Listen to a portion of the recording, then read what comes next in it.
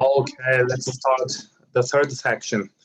We'll be looking at the issues of redevelopment and conflict. Concerning urban districts, we need to think of the problems of gentrification. The word gentry means the noble and wealthy people. So gentrification means becoming something of rich people, not of poor people. Such a process occurs in poor, low-income class residential areas in inner cities. In such areas, most residents are poor, streets and buildings are small and a bit crowded, lands and rooms are cheap, and shops and restaurants are reasonable. Nobody is getting big profits in these areas. So companies and governments often want to make profit in these areas. So businesses and the governments want to redevelop these areas. They begin investment. They put into these areas so much money, buying lands, constructing big buildings, selling or renting rooms to rich companies and residents. So rich people move into these areas and poor people are likely to lose their own communities. This is how these areas become gentrified. Let's look at some examples in New York City in 1950s and 60s.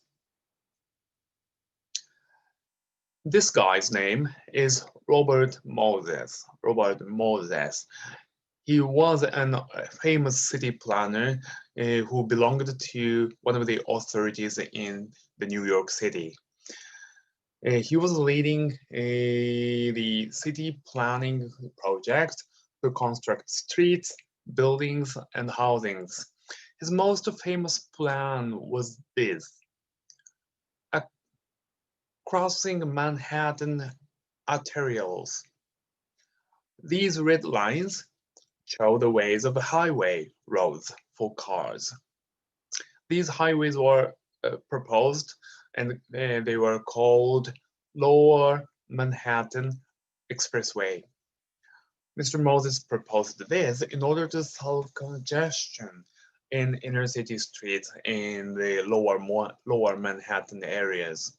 But he also insisted that the buildings in the designated areas should be deconstructed and should be replaced by highway expressway. Poor areas in the inner cities were included in such zones. One of these areas were called West Village. Suppose you were a resident in the village. West Village is this part, and you live in this area. City planners want to construct their roads, and in order to make roads, your buildings and communities will be broken. Do you like it or not? You probably want to defend your apartment and the communities, don't you? So, West Village residentials became one of the big issues in the New York politics. So, citizens stood out against the plan. This is the picture taken in a community meeting of West Village, a West Side Village in Lower Manhattan, New York, in the early 1960s. They together fought against Mr. Moses' plan. Among these citizens, there was a journalist, Jane Jacobs. She is the woman who is in the picture here, and this is the book in which she theorized her ideas about good urban communities. In this book, she insisted that their neighborhoods, I mean west side of village and the surrounding villages, were definitely nice places, and she explained why. They did not need wide streets, big shopping centers, high apartments, and rich restaurants. These things are not necessary. Instead, they insisted that their own housings and communities and shops and the restaurants and so on should be protected. They shouldn't be destroyed. This is what they demanded. So they opposed to the city government's plan, including the highway plan, and consequently, most of the Mr. Moses' plans were not implemented in this area. Citizens won the fight. However, these neighborhoods needed some improvement. So, the residents needed a little better housings with enough water and gas, as well as sanitary environments and schools and hospitals.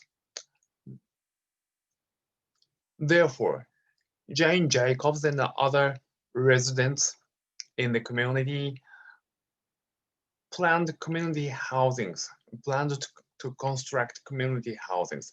City officials gradually understood and adopted these citizens' ideas, and following the ideas of Jane Jacobs and others, many community housings were constructed. The outlook of such housings is shown in this picture. They are called West Village houses. So this is the story of 1960s and the 70s, but this process did not end the gentrification process itself. Rather, from 1980s and onward, gentrification process went on. It is said that the original residents have been disappearing since then. Now there are more expensive apartments, rich restaurants, and wealthy middle class residents. So we need to be careful about redevelopment or reurbanization programs of inner cities. In most cities in the developed countries, redevelopment or reurbanization will perhaps result in gentrification, where the communities become the ones of middle class residents, not of lower class residents. Okay, so this is why we need to focus on the politics of gentrification, and we need to be worried about these similar facts or phenomena all around the world. All right, so let's go to these quizzes. 1. Gentrification means the redevelopment of inner city poor areas so that housing and shops for wealthy middle class people are constructed. True or false? 2. In 1950s and 60s, Mr. Robert Moses, and the authorities of New York City attempted to reurbanize the once dead corrupted West Village. Therefore, Jane Jacobs and other residents welcomed these ideas and insisted that there is no value in the existing housing and the shops in the community in that area. Is it true or false? 3. Gentrification process is observed not only in the developed countries but also in the big cities of the developing countries such as Istanbul in Turkey and Sao Paulo in Brazil, among others. Is it true or false? Okay, let's go to the fourth section. From the case in New York, we knew that city authorities' development plans are sometimes different from what the citizens want. So, in this fourth section, we would like to think about this question.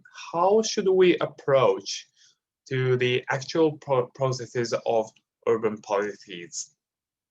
We'll be looking at who should be involved in such processes. Let's look at public institutions first. Most cities or municipalities have two basic types of public institutions. Most cities, most cities have legislative bodies. Legislative bodies mean the organizations that decide and enact rules. They set up rules such as regulations, laws, penalties, and so on. The other bodies before going to other body, let's look at the organizations of legislative bodies. Legislative bodies have city councils or city halls, and these councils have subdivisions or subcommittees below the council. Who works there? Representatives. Representatives mean the politicians who are elected by the vote of citizens. Therefore, they decide the direction of urban policies. On the other hand, there is administrative body. They are actually called governments in most cases, such as town governments and city governments. They actually conduct and implement specific policies. Okay? These administrative bodies are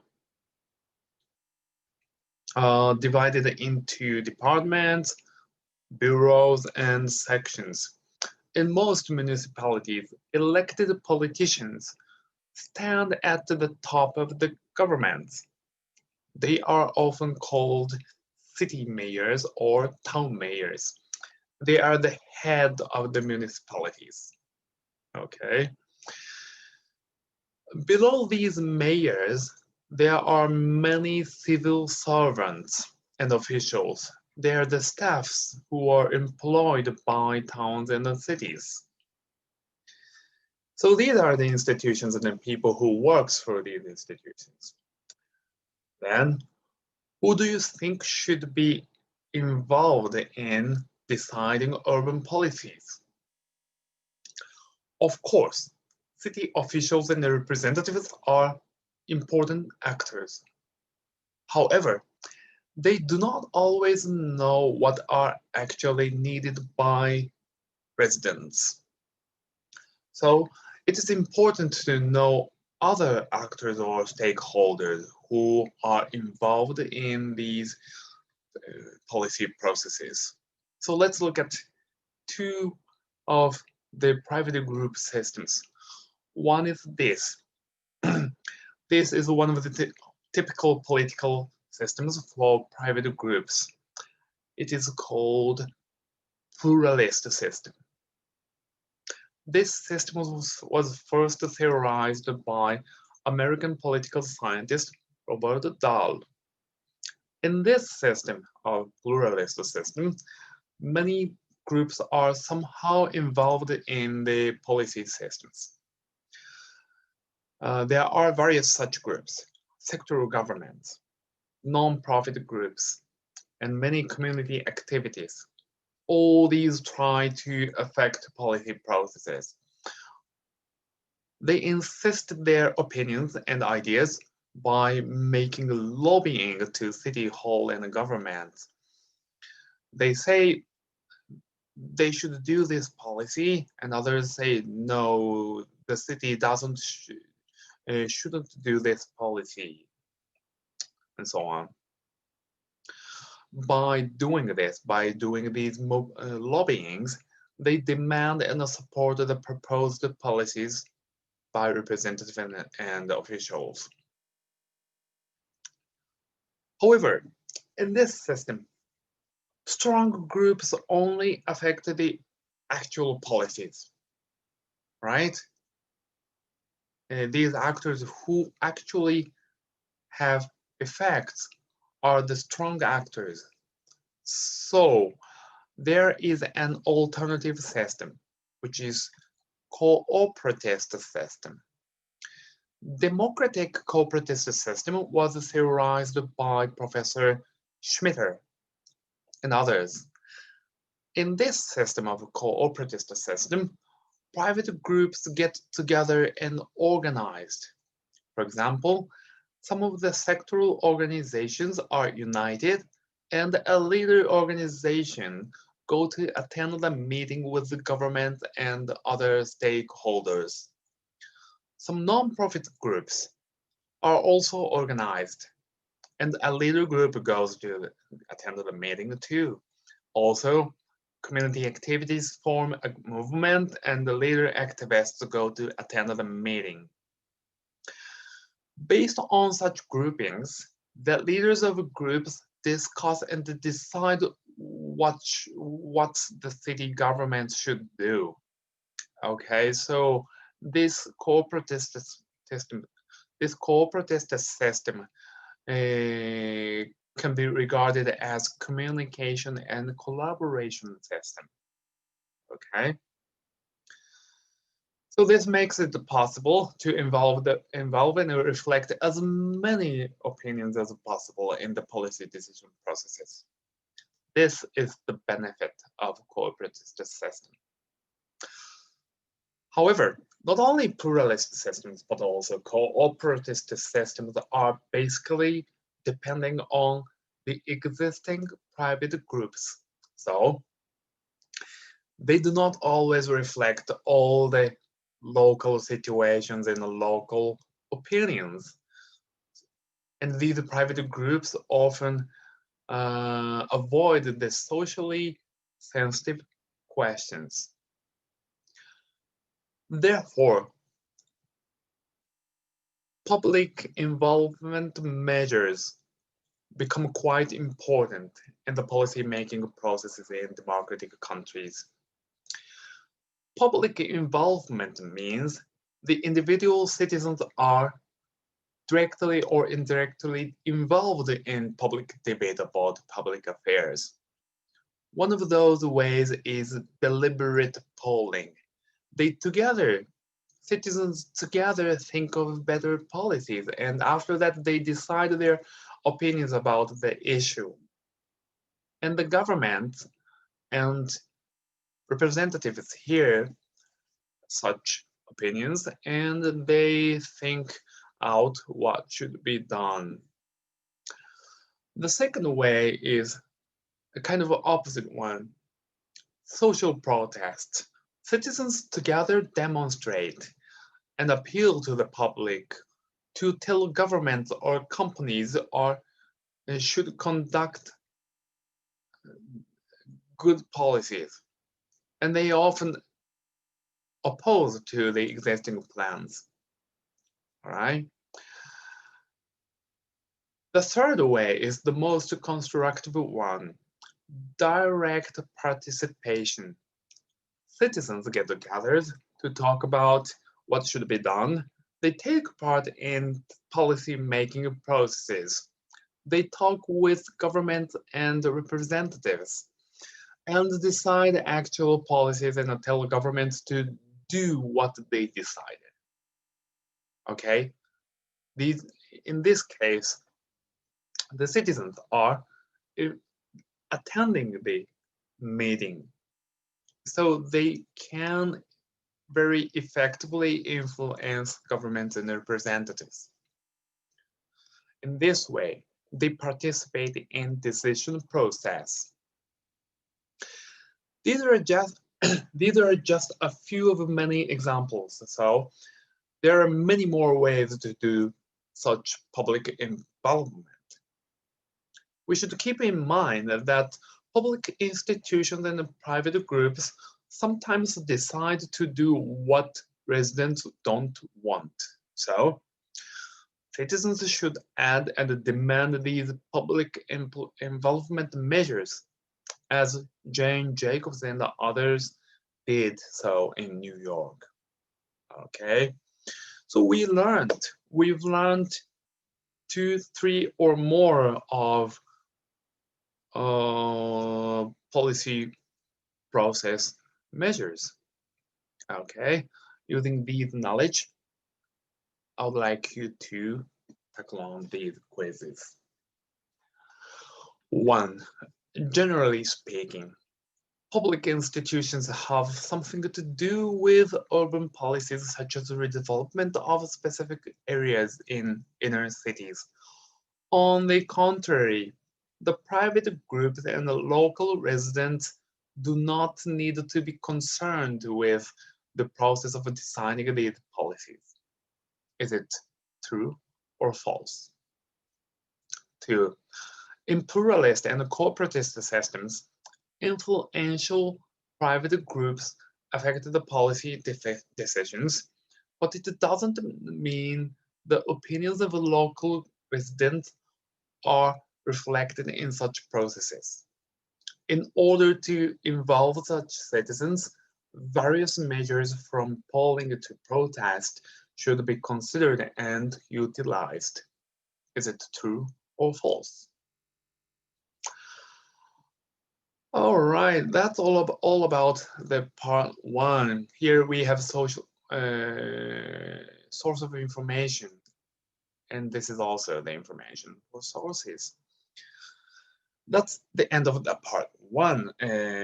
Let's take a break and go to the next video. And in the next video, we will be learning how to argue for your findings in the research reports. So this is the very, very important part.